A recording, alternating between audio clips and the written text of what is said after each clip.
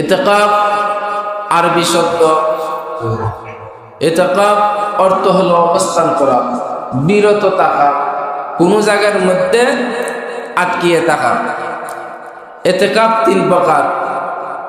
ইতিকাফ কয় প্রকার? 3 প্রকার। ওয়াজিব ইতিকাফ, মুস্তাহাব ইতিকাফ, সুন্নত ইতিকাফ।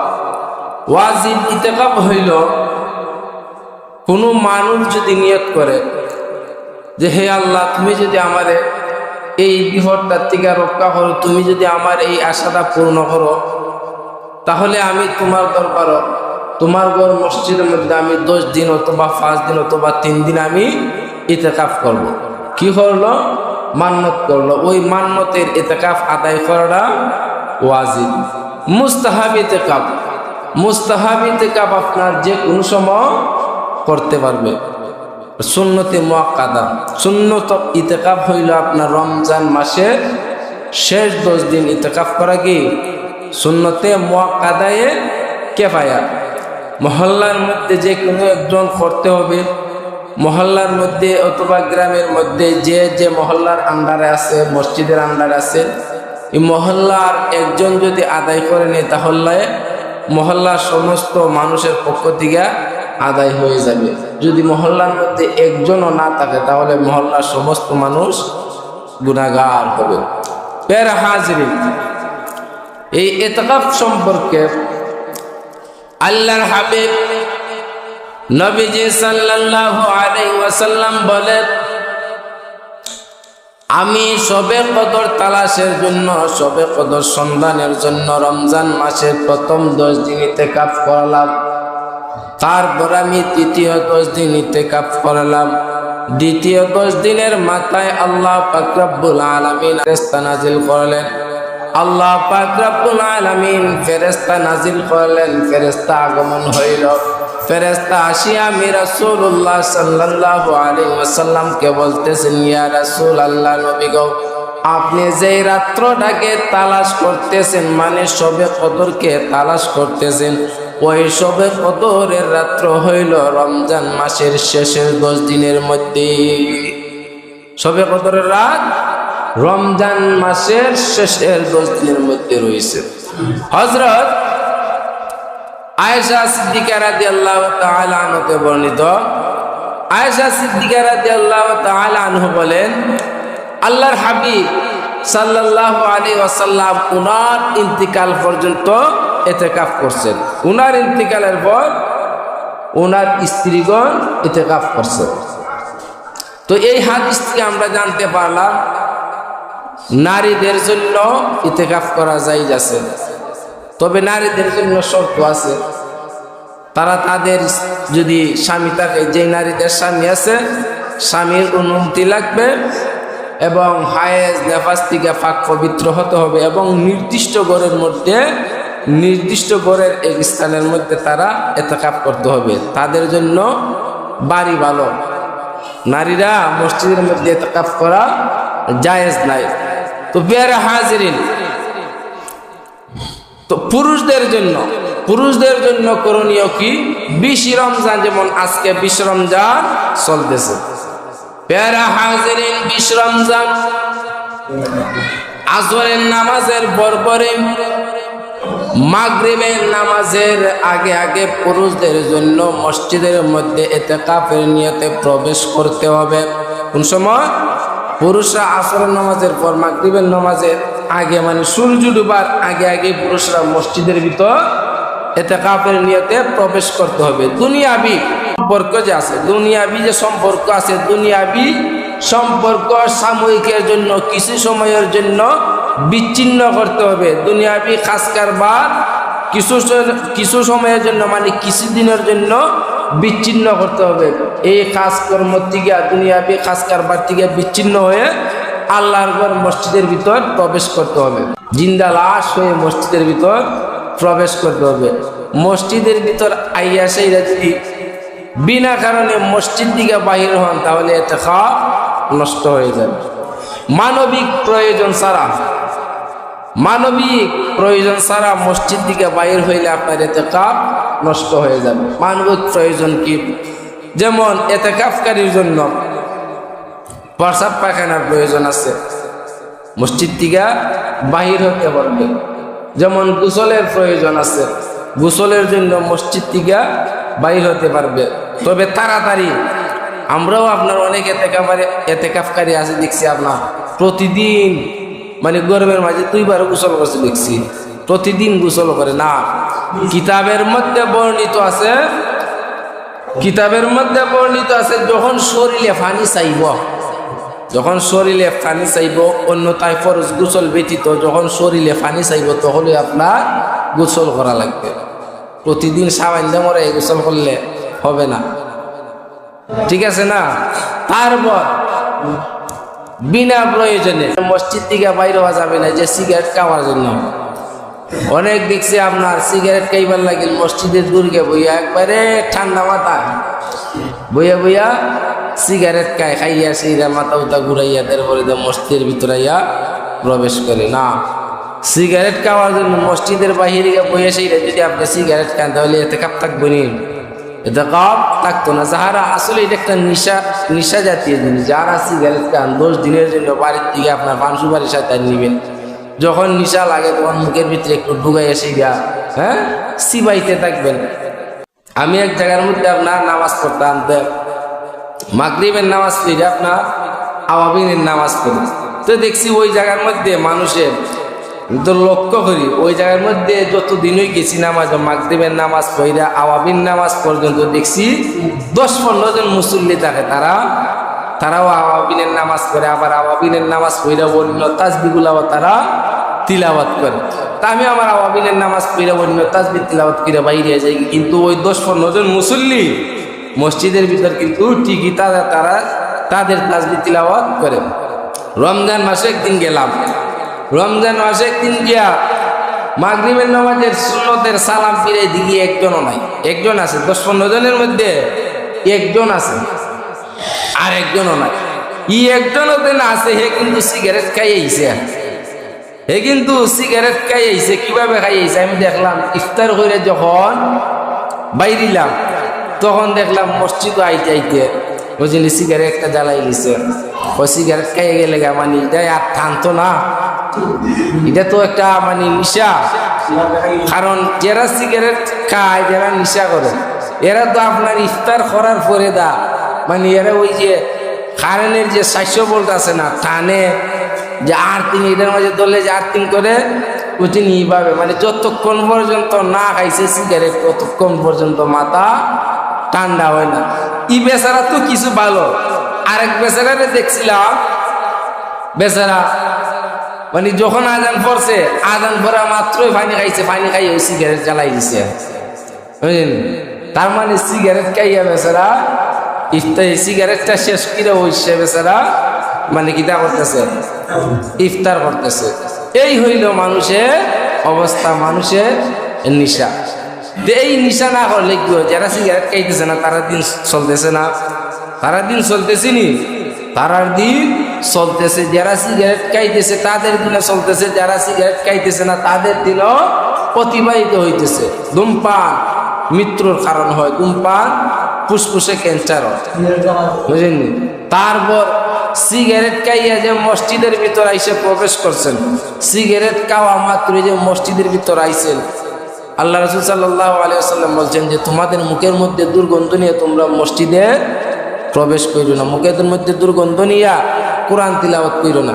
সিগারেট এটা একটা মুখের মধ্যে দুর্গন্ধ সৃষ্টি হয় না, তো এই মুখের দুর্গন্ধ নিয়ে সেইটা আপনি যে মসজিদের ভিতর প্রবেশ করছেন, ফেরেশতা তার কাছে থাকবে, ফেরেশতা তার কাছে থাকবে না। তো সিগারেট থেকে সাবধান, মানে সাইরা দেওয়াটাও ভালো। বিশেষ করে যারা ইতিকাফের মধ্যে আইবেন 10 দিনের জন্য সিগারেট বাদ দিয়ে দিবেন, কারণ সিগারেট খাইলে অবশ্যই আপনার ওই মানে বাইরে লাগবো। মাগরিবের নামাজ পড়েছিল বাইরে দুর্গা সিগারেট খাওয়ান লাগবে, বেড়া হাজির। তো ইতিকাফের উদ্দেশ্য হইল কি? ইতিকাফের উদ্দেশ্য হইল কি আপনার শবে কদর তালাশ করা। শবে কদর তালাশ করতে হবে কিভাবে? ইবাদতের মাধ্যমে।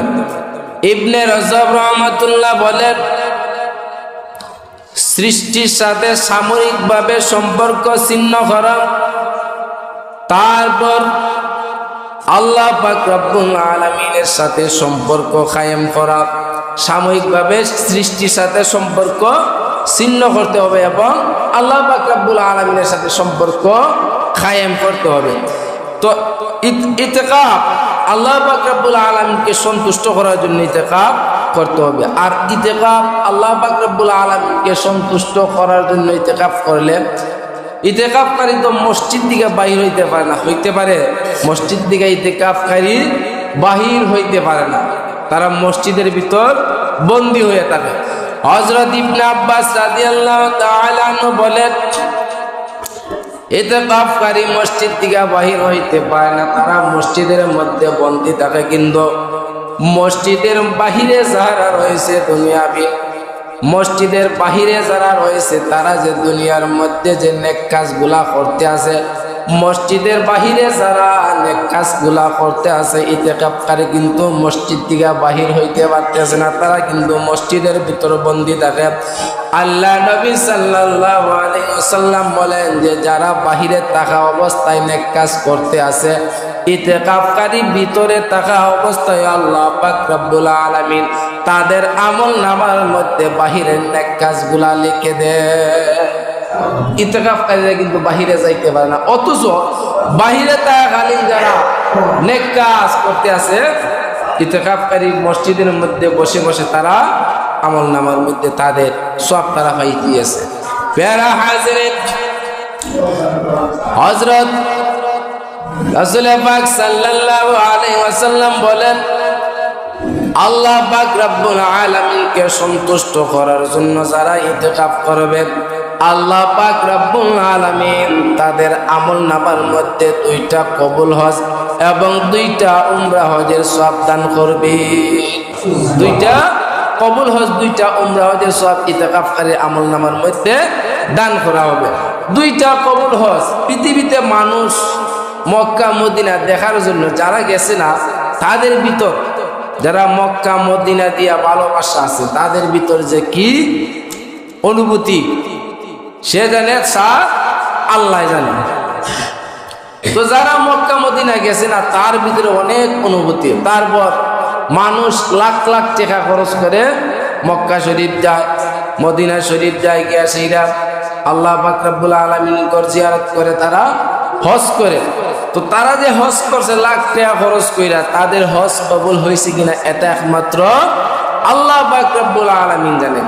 কিন্তু যারা মসজিদের মধ্যে বসে ইতিকাফ করে, আল্লাহর রাসূল নবীজি সাল্লাল্লাহু আলাইহি ওয়াসাল্লাম বলেন যে ওই ইতিকাফকারীদের জন্য আল্লাহ পাক রব্বুল আলামিন 2টা কবুল হজ, 2টা উমরা হজ, মানে আল্লাহ পাক রব্বুল আলামিনের নিকট যাহাদের হজ কবুল হয়েছে, আল্লাহ পাক রব্বুল আলামিন ওই ইতিকাফকারীদের জন্য কবুল হজ দান করবেন। যেই হজ কবুল হয়েছে, যেটার মধ্যে কোনো সন্দেহ নাই, ভুল ত্রুটি নাই, ওই হজগুলো আল্লাহ পাক রব্বুল আলামিন ইতিকাফকারীর আমলনামার মধ্যে দান করবেন। প্যারা হাজিরের অন্য একটা হাদিস শরীফের মধ্যে বর্ণিত আছে, আল্লাহর হাবিব নবীজি সাল্লাল্লাহু আলাইহি ওয়াসাল্লাম বলেন, যেই ব্যক্তি একদিনের জন্য আল্লাহ পাক রব্বুল আলামিনকে সন্তুষ্ট করার জন্য একদিনের জন্য ইতিকাফ আদায় করবে, ওই দিনের জন্য, একদিনের জন্য আল্লাহ পাক রব্বুল আলামিনকে সন্তুষ্ট করার জন্য যেই ব্যক্তি একদিন ইতিকাফ করবে, আল্লাহর হাবিব সাল্লাল্লাহু আলাইহি ওয়াসাল্লাম বলেন যে ওই ইতিকাফকারী হইতে দুজক 1500 বছরের রাস্তা দূর থাকবে। ব্যক্তি ইতিকাফ করবে একদিনের জন্য, ওই ব্যক্তির জন্য আল্লাহ পাক রব্বুল আলামিন 3টা গহ্বর সৃষ্টি করবেন। গহ্বর মানে পরীক্ষা, পরীক্ষা মানে যদি আপনি এই জায়গার মধ্যে আছেন, বর্তমান এই জায়গার মধ্যে আছেন, আপনাকে কিছু মানুষ রক্ষা করার জন্য, যেমন পরীক্ষাকরণের যুদ্ধ হয়েছে ইসলামের মধ্যে, পরীক্ষাকরণের যুদ্ধ হইতে গিয়ে মদিনা শরীফ একসময় আল্লাহ সাল্লাল্লাহু আলাইহি ওয়াসাল্লাম সাহাবীদেরকে বললেন যে তোমরা তো সংখ্যায় কম, কাফেরেরা তোমাদেরকে আক্রমণ করতে পারে, তোমরা এক কাজ করো, মদিনা শরীফের চতুর্থ দিকে তোমরা খাল খনন করো, চতুর্থ দিকে খাল খনন করলে কাফের কুফারেরা তোমাদেরকে সহজভাবে আক্রমণ করতে পারবে না। কিসের জন্য? যেমন কোয়াই নদী আছে, কোয়াই নদীর মধ্যে যদি আরো গভীর থাকে, কোয়াই নদীর মধ্যে যদিও পানি না থাকে, তাহলে ওই পারের মানুষকে আক্রমণ করতে পারবে, সহজে আক্রমণ করতে পারবে না, বা ওই পারের মানুষকেও আক্রমণ করতে পারবে না। এটা একটা সৈনিকের মতন ওই ব্যক্তিদেরকে বা ওই ব্যক্তিকে পাহারা দেয়। ঠিক তদ্রূপ যেই ব্যক্তি ইতিকাফ করবে ওই ব্যক্তির জন্য গহ্বর পাহারাদার হয়ে যাবে। ইতিকাফকারীর জন্য গহ্বর পাহারাদার হয়ে যাবে। কেমন? ওই ব্যক্তির চতুর্থ দিগিদা, পরকালে চতুর্থ দিগিদা গহ্বর থাকবে, 3টা গহ্বর থাকবে। এক একটা গহ্বরের দূরত্ব হইলে 500 বছরের রাস্তা। এক একটা গহ্বরের দূরত্ব হয় 500 বছরের রাস্তা, মানে আসমান জমিন। তো এইরকম 3টা গহ্বর থাকবে ইতিকাফকারী, এবং দুজকের মধ্যে ব্যবধান থাকবে। পেয়ার হাজির, তো ইতিকাফ করলে কতটুকু ফজিলত আছে, কিন্তু আমরা ইতিকাফ করতে চাই না। আমাদের দেশে তো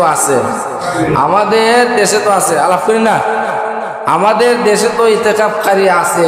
যেমন আমাদের মসজিদের মধ্যে 4জন 5জন ইতিকাফের মধ্যে বসবে। অনেক জায়গার মধ্যে টেকাই দিয়ে বসা, অনেক জায়গার মধ্যে পায় না, তো সময় নাই ইতিকাফের মধ্যে বসার সময় নাই। টাকা আছে, এখন টাকাই দিয়ে বসা ইতিকাফের মধ্যে, টাকাই দিন বসাইতেন। আমি এক জায়গার মধ্যে আসলাম, এই জায়গায় এই মহল্লার কোনো মানুষ নাই, পরে আমার তৈরি পাইছে, হুজুর আপনার টাকা দিন। ও না, আমিও দিকে চিন্তা করে না বললে আমিও তো গুণাগার হইব, এর সাথে সাথে এই যে 100-150 মুসল্লি হয় মসজিদের মধ্যে, অথচ একটা মানুষ নাই ইতিকাফের মধ্যে বসার। শেষ পর্যন্ত আমার হইতেছে, হুজুর আমাদের দেশের নিয়ম ওই দিয়া, মানে আমরা হুজুরের বই আবার শেষে আবার আমার ডুবো দেখাইতেছে, শেষে আবার আমরা মানে মুডা অঙ্কের হাত দিয়া দিই। শেষ পর্যন্ত আমি বললাম, তো চিন্তা করছেন যে আল্লাহ তাআলা যখন আপনি আমার জিজ্ঞাসা করবে যে টাকা বুঝতেন, আমি আল্লাহ সময় পাইছি না, যে যারা টেকাইতে বইছে এরা কইবাটা কিন্তু এরা কইব মনে যে আল্লাহ আমরা টেকাইতে পাইছিলাম। যারা টেকাইতে বইছে এরা যদি আল্লাহ জিঙ্গে, এরা তোমার সোজা কইলিব যে আল্লাহ আমরা টাকা দিয়া বসলাম। আমাদের সাইডেও কিছু মানুষ আছে কিরকম, যেমন ফায়না মুরব্বী দইরা যে বেচারা লড়তে পারে না, দেখছিলাম একখানে বেচারা দিকে লড়তে পারে না, কি যা ও বাবা এতে খাবো বইছি, মসজিদের মধ্যে জিঙাইছিলাম, ও বাবা এতে খাবো বইছি, আমি তোমার এই মুরব্বী মানুষে তোমার বইছে পার করবো নাকি, এরাও আমার বইছে যে লুঙ্গি টুঙ্গি দিব, গেঞ্জি মেঞ্জি দিব, ভালো হয়েছে। এই জন্য এই লিগা অবস্থা। এতে কাপ মানুষ করতে চায় না, মানুষ যে সময়ের মূল্য দিতে শিখছে না। মসজিদে মহল্লার মধ্যে মানুষ আছে 50 জন 70 জন, অথচ মানুষও 4জন 5জন, অথচ কোনো জায়গার মধ্যে মানুষই নেই। কিসে